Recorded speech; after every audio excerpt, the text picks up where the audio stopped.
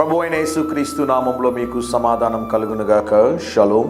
31వ కీర్తన 4వ వచనము. నీ నామమును బట్టి త్రోవ చూపి నన్ను నడిపించుము. దేవుని నామానికి స్తోత్రం కలుగునుగాక.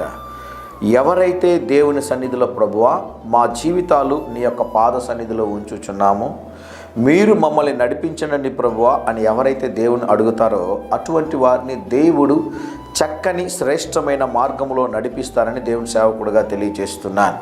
ప్రభువా నీ చిత్త ప్రకారముగా నేను నడుచుకున్నటకు నాకు సహాయం చేయండి, నన్ను నడిపించండి అని ఎవరైతే చెప్తారో అది దేన్ని సూచిస్తుంది అంటే వారు సంపూర్తిగా దేవుని యందు భయము భక్తిని చూపిస్తున్నారు అని. వాక్యం అంటది, యెహోవా యందు భయభక్తులు గల వారి మీద ఆయన కృప తరతరములుండును. దేవుని నామానికి స్తోత్రం కలుగునుగాక.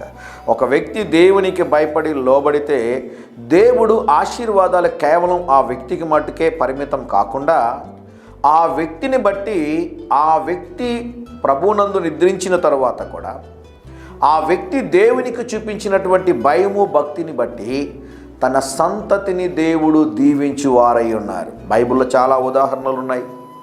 ఇసాకు కరువు ప్రాంతంలో గెరాహు ప్రాంతానికి వెళ్ళాలనుకుంటుండగా దేవుడు ఇసాకుతో మాట్లాడుతూ, ఇసాకు నేను నీ తండ్రి అయిన అబ్రహామును బట్టి నిన్ను ఆశీర్వదించుచున్నాను, నీకు సహాయం చేయించున్నాను. గమనించండి, ఒక సంతతిలో ఆ కుటుంబానికి చెందిన వారు దేవునికి లోబడడం ద్వారా ఆ తరువాత తరాన్ని కూడా దేవుడు ఆశీర్వదిస్తూ ఉన్నాడు. ఈ ఉదయకాల సమయంలో మన ప్రార్థన ఏమై ఉండాలంటే, ప్రభువా నీ నామమును బట్టి చక్కని శ్రేష్టమైన మార్గంలో మమ్మల్ని నడిపించండి ప్రభువా అని మీరు చెప్పగలిగితే దేవుడు చక్కని శ్రేష్టమైన మార్గంలో మిమ్మల్ని నడిపించబోతున్నారు.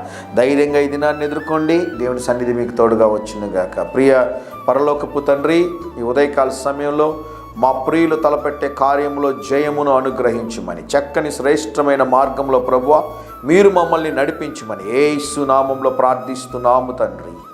Amen, amen.